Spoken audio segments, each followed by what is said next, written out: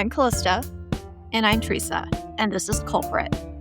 Today, I think we're going to talk about, we don't watch that many movies anymore. I feel like we used to go out to movies a lot, but we watched, I guess so many things stream now, but we watched the Jack Ryan movie on Prime, and I kind of enjoyed the series. I like John Krasinski. I think he's really likable, and I can't remember his name. Is it Wendell Price? I think that's it. Yeah. But what did you think of the movie? Like you, I kind of like the series. I felt as the series went on, especially towards the final season and the last episode, it was getting kind of heavy handed. And then the movie was just so heavy handed. Yeah, and I don't know.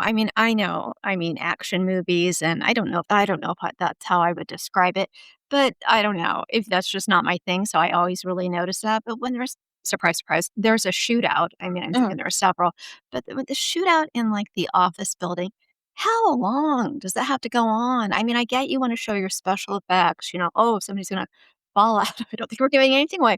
A floor is going to fall or all the floors are going to fall. And of course, Mhm. they're on one of the top floors. And I just, can we just like do that quickly and then move on to something else? I don't know.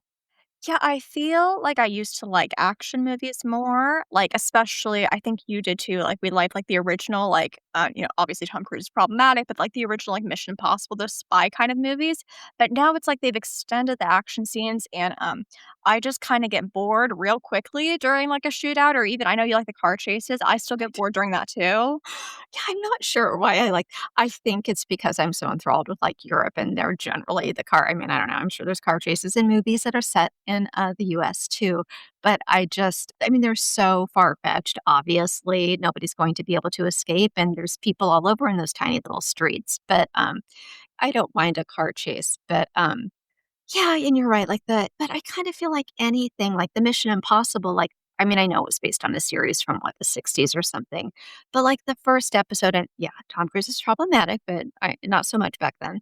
Yeah. Um, it was kind of different, and it was kind of smart, and again, I do like a spy thing, and I do like when, things are set in Europe, it's just, in my mind, it's better, but Yeah, and I feel like even, like, with the earlier Marvel movies, I was kind of, like, amused because they had, like, some dry humor and such, and now I'm just like, I can't go and watch, like, 40 minutes of an action scene in a three-hour movie. I can't do that.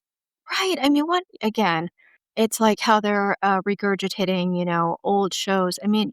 Every show does not need to be revamped. Ca are there no original ideas? And that's what it makes me think of when there aren't, like, cute little quips or there's not, like, yeah, some not like, super comedic, but just like, little things or like little inside jokes or I don't know, something like that. I enjoy too. I don't enjoy when it's I don't know. The world's a scary place now, and I guess I don't want to. I don't really want to see. There's always been villains and bad guys. Think of like James Bond, but yeah, it was just too much of that. I guess I will say that I appreciated that Sienna Miller was in it, and I Mhm. appreciate that there really wasn't, in the in the series, John Krasinski had a love interest that didn't pan out. I liked that there wasn't some full love interest kind of thing, and Sienna Miller's character wasn't played by somebody half John Krasinski's age. I appreciated that. Yeah, me too. Again, I feel like not every, action movie, action series needs a love interest, but I do Hmm. really appreciate when they're not, half or what, a third of, like, Daniel Craig's age. Love Daniel Craig, but you know what I mean. Yeah, unfortunately, with Bond movies, I think that's probably happened. It's been a long time since I've seen like the Sean Connery, Roger Moore, 007 movies, but I think that's how it's. Has that have been how it's always been? Probably because back then, who was producing those movies? Who's still producing those movies? I don't know. Or that's not, I don't think that's a big leap to say the directors or the producers are, living out, their personal fantasy. They're, 50 and, oh my God, this 23-year-old's interested in me. Yeah, it's a bit much. Yeah, and, like, I can honestly give it more of, like, a time and place and, like, the original, like, Bond movies, like, 60s, like, because like, for however long, it was, like, traditional that very young women got with, like, older men and they got, like, a second father figure in their husband, like, that was, like it's gross, but that was how it was, but now I'm like, "Can we evolve a little, please?" Yeah, I agree with you, and I think we've mentioned, before that we're watching the Poirot series, and I don't remember which episode it was, but and I love, how obviously it's set, in, like, I guess it started in the '20s, in the '30s now. Okay. Um, I know you know which one I'm talking about, but she Okay. looked like 25, and the guy that she's interested in quote unquote interested in, I suppose. He looks like her grandfather, and I get it. It was a long time ago, but it's just gross with our 2026 goggles on. Yeah, I think you're talking about three-act tragedy. Yeah, yeah, yeah. Yeah. Like, but I mean, the movie, it wasn't bad. I like that, pretty much all the characters came back. It was just kind of heavy-handed and, as we said, too much action scenes. But I mean, felt like I kinda liked how the series ended, that they didn't need to do it, but, I didn't feel like it was a complete waste of my time, and now I'm upset that I've watched it. I agree with you. I agree with you. As opposed to, like, say, the Veronica Mars, reboot series, which was completely unnecessary. Yeah, we don't talk Yeah, about that. yeah. Yeah, no, I think it was, again, like the series better, but it was, like you said, heavy-handed, but yeah, I like that the characters came back and, um, I kinda liked how where he was going moving forward. So, Mhm. yeah, I mean, it was fine. I feel like we're super picky with things we watch, and maybe that's just because there are so many options, you get to be picky. Yeah, there are no longer 4 channels. Can't even imagine. Anything else? I don't think so. Alrighty then.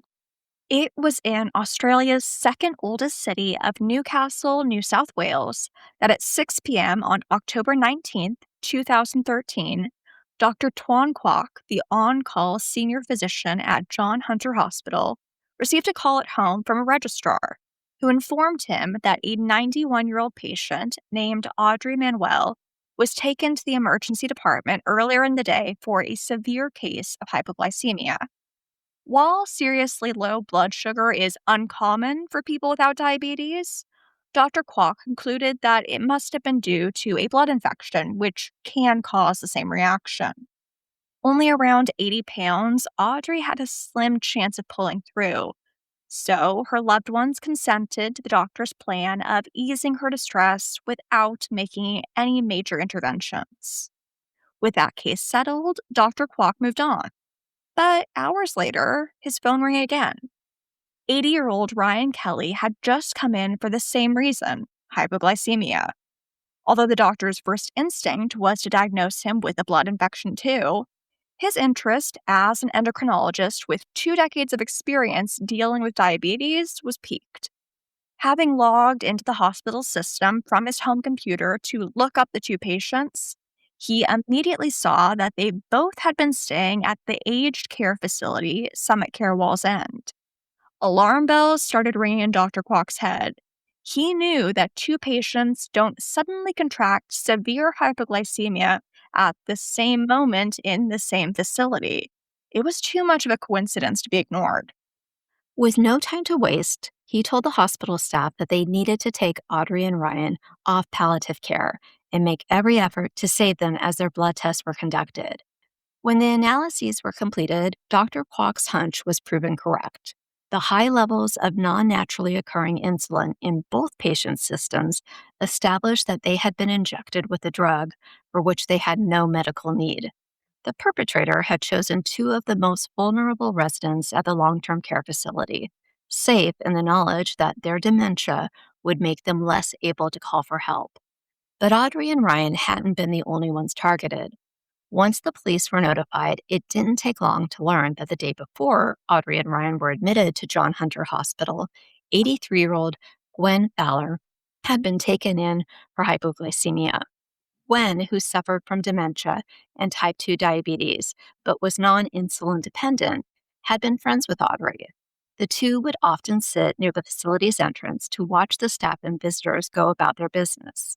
However, Gwen hadn't been as lucky as Audrey or Ryan.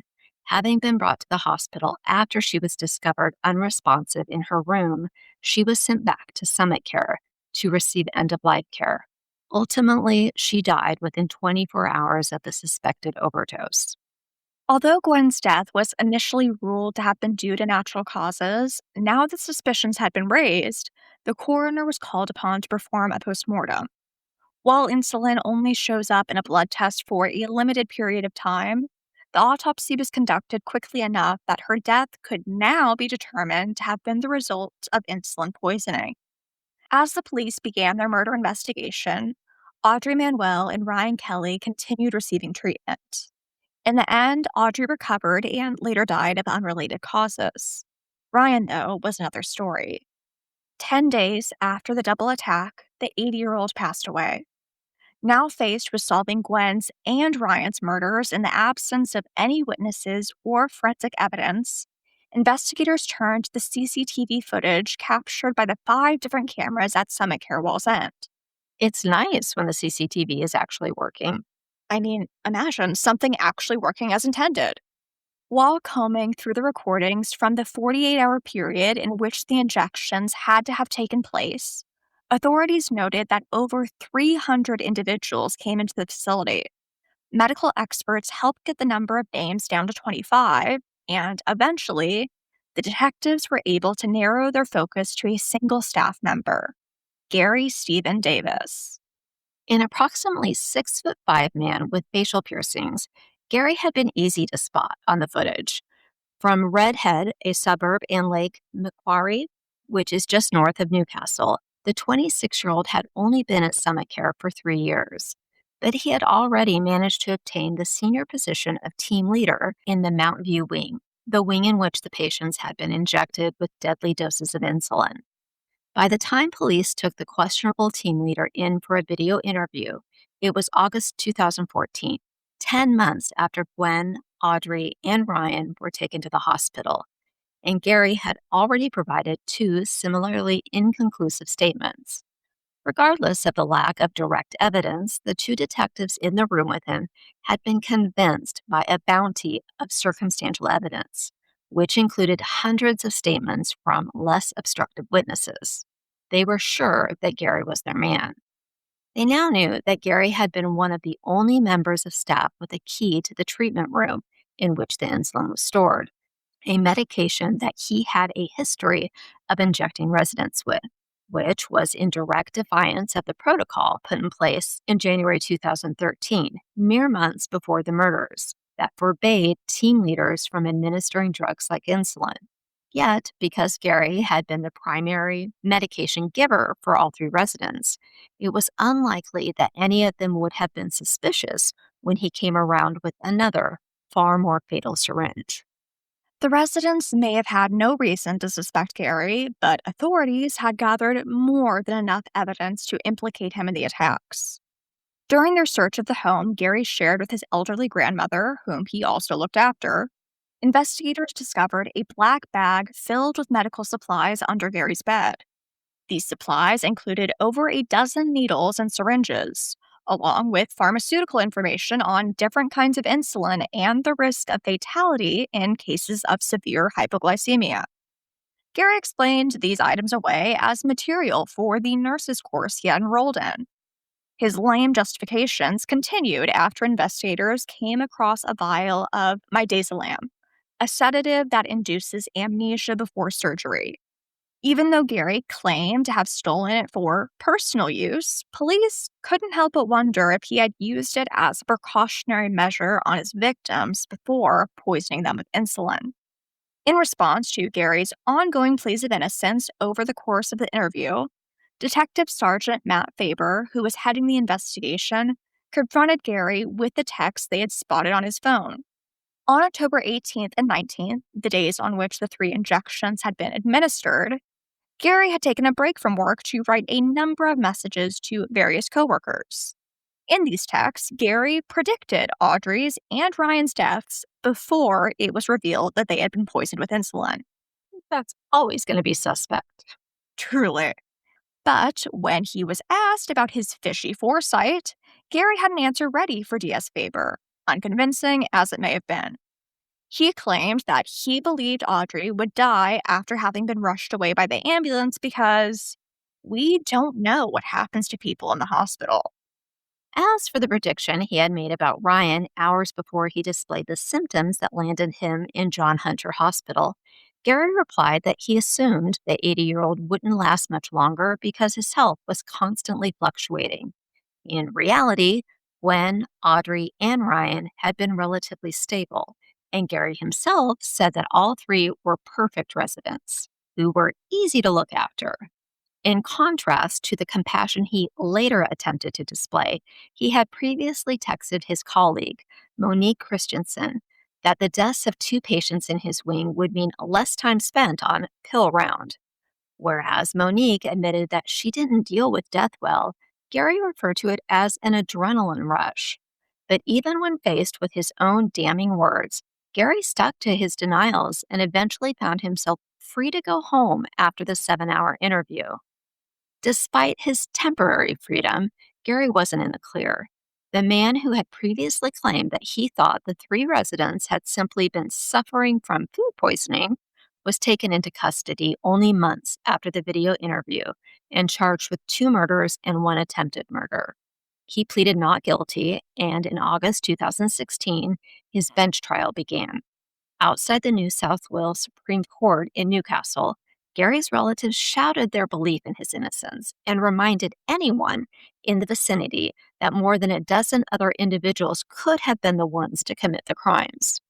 As for who these possible perpetrators might have been, Gary's barrister, Christopher Watson, said there were 20 other staff members and 5 visitors who had the same opportunity to commit the crimes. Beyond arguing that several of these individuals may have been involved, the defense put forward 2 other alternative versions of events: that a fellow resident may have been the attacker, or that an intruder might have gone after the victims.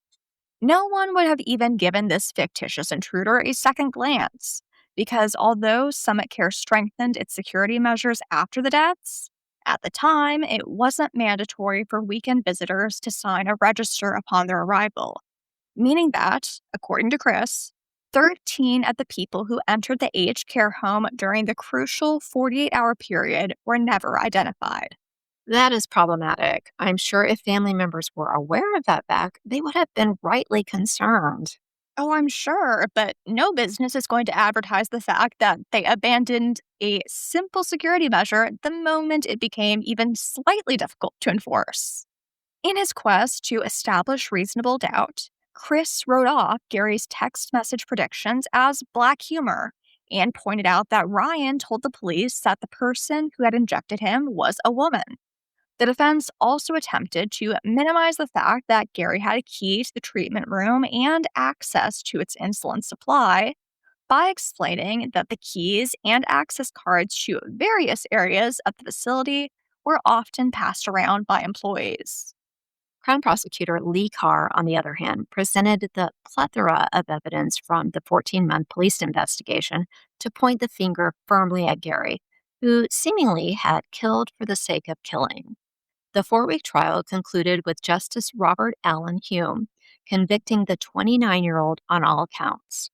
Gary was seen hanging his head in defeat as the verdict was read out, and his mother sobbed as he was led from the courtroom.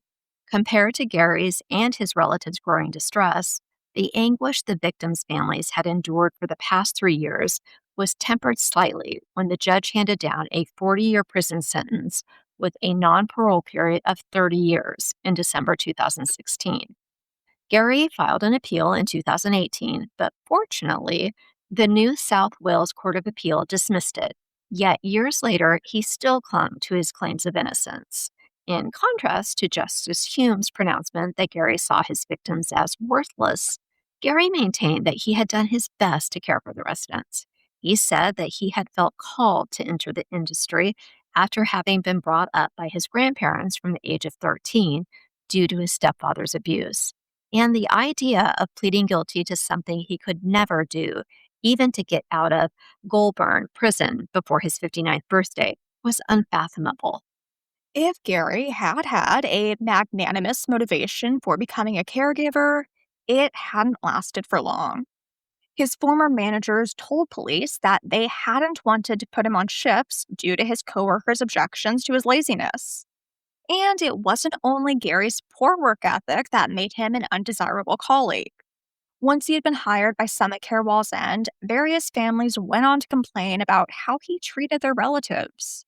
This criticism shouldn't have been unexpected, though, because Garry had been fired, terminated, or deregistered from 5 of the 6 aged care facilities at which he had previously worked, including from one for posting, "I hate old people," in a private Facebook group. What a loser. That pretty much sums Garry up. In another bizarre move, he later called himself Prince Garry on his own Facebook page for his supposed extravagant lifestyle. I mean, that's certainly going to impress people. Oh, yeah, I know I'd immediately be drawn to some rando flaunting their wealth with a self imposed nickname. It seemed that Garry had a history of dishonesty, and some of his lies had been rather elaborate. While searching Gary's home, police had come upon falsified medical documents that stated that Garry had cancer, a story he had also spun to his colleagues. One even remembered Garry sending him pictures of a blood transfusion that, in actuality, was evidence of his participation in a clinical trial. Just as with his fake cancer diagnosis, Garry may have gone the extra step in covering up his crimes, but it didn't take much investigation to spot the obvious inconsistencies. Among the evidence the prosecution hadn't presented in court was a fax he had sent to Audrey's GP to inform her that Audrey had been admitted to John Hunter Hospital. Although Garry had been in the room for Audrey's blood sugar reading and had helped give her glucagon in an attempt to raise it, his fax only referenced a neurological event. Gary's reason for misleading Audrey's GP was clear. Another of her patients just so happened to be Gwen Fowler. Since Gwen had been rushed to the same hospital for hypoglycemia a day earlier, it's likely that her GP would have connected the cases if she had known Audrey's actual diagnosis. Even though Garry failed to get away with attacking Gwen, Audrey, and Ryan, additional evidence the police discovered made it hard not to wonder if he had had more luck in the past. During their search of Gary's bedroom, investigators had found something beside the black bag filled with medical paraphernalia hidden underneath Gary's bed, a plastic container. Stored inside was medication for various residents of Uniting Kumbala, the aged care facility where Garry had been employed 5 years earlier. Garry insisted that he had inadvertently taken the medication home. Instead of taking the missing items back, he solved the situation by putting them under his bed. Unlike insulin, few of these pills were high risk. But although the patients weren't likely to die without their sleeping tablets or paracetamol, in taking advantage of his position to steal them, Garry knew he was the one causing their discomfort. Considering his cruelty, Garry could hardly be described as a well adjusted individual. Indeed, Dr. Michael Diamond, the forensic psychiatrist who examined Garry prior to his imprisonment, came to the conclusion that Garry suffered from a severe personality disorder with psychopathic traits. In contrast to the helplessness he must have felt when he was shipped off to live with his grandparents after his stepfather abused him, the role Garry held in facilities like Summit Care didn't just give him power over his own destiny. It allowed him to control the fates of the people for which he had been entrusted to care. Knowing that Garry had held the lives of countless residents in his hands, when detectives were confronted with yet more evidence from underneath his bed, they were left with the possibility that Garry may not have only targeted more residents, he could have been responsible for more than 2 deaths. Having pulled 13 death notices from their possible serial killer's favorite hiding place, the police saw that they had all been issued in 2008. Many of them were from Uniting Kumbala, the facility where Garry had left several residents tormented by their missing medication. When asked about the notices, Garry initially said he had stored them away because he had cared for and grown close to these residents. However, upon further questioning, he could barely remember who any of them had been. He would later completely change his tune by saying it was actually his grandmother who had cut the death notices out of the newspaper when she had read that someone was from a facility Garry had worked at. According to Gary, he then had simply put the ones he felt a connection to beneath his bed. This story flies in the face of the fact that several of the notices didn't refer to any aged care home. Having shrugged his shoulders when first confronted with this inconsistency, Gary later admitted that he might have cut a few of them out himself. Forensic psychiatrist Dr. Diamond believed that the death notices and residents' medications were all trophies that Gary held on to remember and relive his crimes. Like the police, Dr. Diamond didn't believe that the three insulin injections at Summit Care Wall's End were Gary's first attacks. In his opinion, they might have been the last in a series of similar offenses. Still insisting the authorities had condemned the wrong man, Gary too was convinced that the real perpetrator wasn't acting on their impulses for the first time. Whether or not the police launched a full blown investigation into the deaths mentioned in the notices, getting any answers was always going to be an uphill battle. Since all of the deaths had occurred 5 years before Garry used his position at Summit Care to prey on three confirmed victims, much of the forensic evidence from the exhumed bodies would have become degraded by the time testing could be completed. While none of them have been confirmed, Gary's suspected list of victims doesn't only include the names on the cutouts beneath his bed. Summit Care resident 86-year-old Elizabeth Eifler died around 2 p.m. on October 18, 2013. The same day, Gwen was taken to the hospital. Not only did she live on the same wing as Gwen, Audrey, and Ryan, but Garry was also on shift and responsible for Elizabeth's medication at the time of her death. Elizabeth had gone to the hospital 3 days before her passing, but was driven back to the aged care facility for end of life care. Her loved ones only learned of the other two deaths after her burial.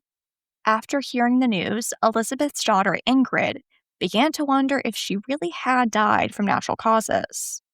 Around a month later, Ingrid informed the police that when she had checked on her mother on the morning of October 18th, Elizabeth had been sweaty and unconscious, the same state Gwen would be found in only 2 hours later. But the authorities responded to Ingrid's concern that her mother had been poisoned with insulin by saying that Elizabeth's blood test had been clear. However, the blood in question had been drawn up on her admission to the hospital 3 days prior to her passing, and no further tests were done after Elizabeth's death, even though her body was still being held at the funeral home when the investigation into the other attacks was launched. Whether or not the police knew of her death at the time is unclear, but after conducting further inquiries, they maintained that Elizabeth's death was not suspicious. Her family, though, remains unconvinced. As expected, Garry denied the accusation that he killed the 86-year-old. We've talked about how healthcare serial murderers tend to target the most vulnerable populations, like the very young or the very old. Long term care residents dealing with cognitive decline are particularly at risk. And even when their deaths are unexpected, they are still often written off. That these facilities are ideal places for killers to stay below the radar is, of course, inexcusable. And in response to their relatives' murders, Gwen's and Ryan's families hired lawyers from Catherine Henry Partners in March 2016 to look into pursuing negligence claims against Summit Care. Having waited for the criminal case to conclude, the families brought proceedings for nervous shock caused by the murders, and their solicitors went on to successfully settle the negligence claim. The heart of the case was that Summit Care was vicariously liable for the wrongful intentional acts of its employee. Among the arguments made were that the aged care home had not completed the required reference checks or reviewed Gary's employment history, and that accurate records detailing the administration of injectable insulin were not maintained, hampering effective stock taking and monitoring of the drug. It seems that so often the care facilities do zero due diligence checking references and employment history. It really does. It's almost like they want to put in the least amount of effort possible. Obviously, no amount of money from the settlement could make a dent in the family's grief. But at least Summit Care was forced to recognize that they, in part, contributed to the widespread substandard care offered to aging adults. Ultimately, though, the fault lies most heavily with Garry. It seems unlikely that he'll ever acknowledge his guilt or display any remorse, but his conviction means that he will, hopefully, never find himself another job at an aged care facility where he can prey on yet more vulnerable residents. Next time, we'll be discussing the case of Robert Wood. All the sources we used for this episode are in the show notes below.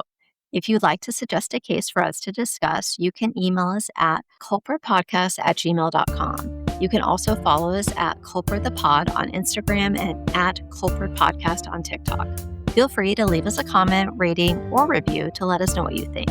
We'd love to hear your opinions. See you soon.